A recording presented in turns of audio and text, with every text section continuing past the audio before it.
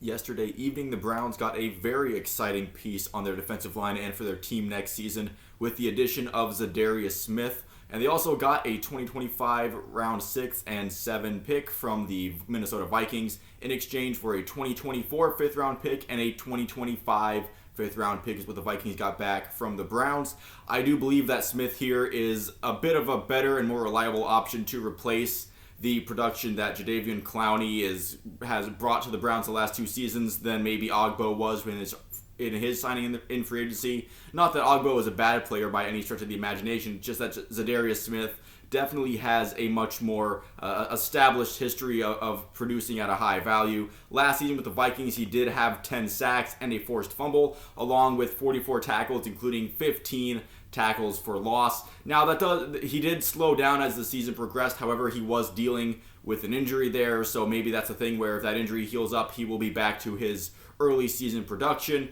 And honestly, he's a lot to be the guy opposite of Myles Garrett. So Myles Garrett is going to take the brunt of the opposing team's offensive line game plan. So hopefully Za'Darius Smith has a lot of one-on-one matchups to work with. And if not, then that means they're probably giving Myles Garrett the one-on-one matchup, which is definitely playing into the Browns' hands either way. Now, they did rework his contract to guarantee him 11, and I believe it's $11.75 million throughout this season. And he is a free agent once the year ends, whereas originally he was under contract for the next 2 years. So the Browns front office is going to have to do some cap maneuvering. I've seen Jack Duffin on Twitter, who was a great follow if you want to have more knowledge about the Browns cap situation at all times. Essentially, they are going to have to make some moves, but I doubt that the Browns would make this trade if they don't have a plan to make his contract fit under the salary cap. That would be quite, it would be quite, a classic Browns moment. But I do feel like this front office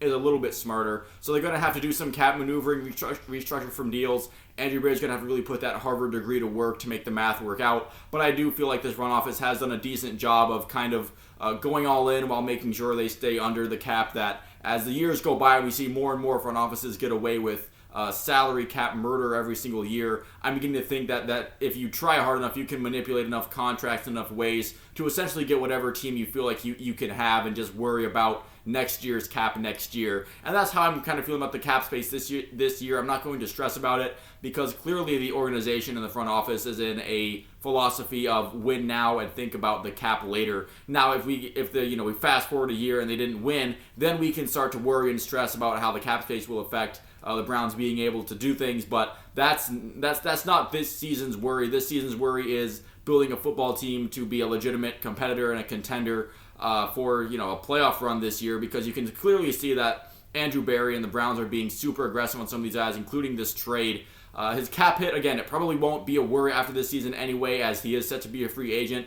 And I do feel like that is something that was important to him, where he wanted to be able to test the open market after the season ends. And for some good players like Za'Darius Smith, sometimes that does come with the cost of reworking some contracts and maybe taking a bigger cap hit immediately than you would have wanted. But again, Za'Darius Smith is not going to be a long-term cap issue for the Browns, just like how everyone knew that Jadeveon Clowney was going to command big money, but it wasn't going to be for very long. Honestly, I'm surprised they got that second year out of Jadeveon Clowney the way they did. Now Za'Darius Smith stepping in. They are finding ways to kind of patchwork that second guy opposite of Myles Garrett. And Ogbo, again, he now becomes a third option. He's having Ogbo as an insurance plan at the defensive end, I think, is going to be ridiculous. And we're seeing this philosophy from the front office of having two dangerous guys who theoretically both are a threat to get after the quarterback. Jadeveon Clowney actually did a lot of good stuff in run defense. Za'Darius Smith hopefully can do that as well.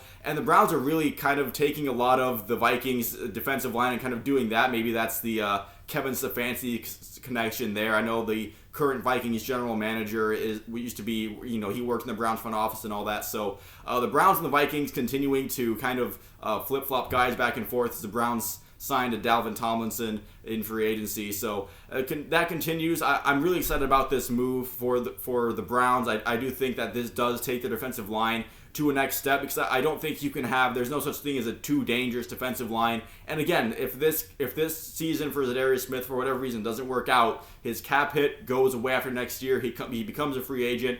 And honestly, again, they're throwing, they're throwing caution to the wind as far as this season's cap space goes. So I'm not going to worry about his contract or what they're going to have to do to make his contract fit under the cap or anything like that.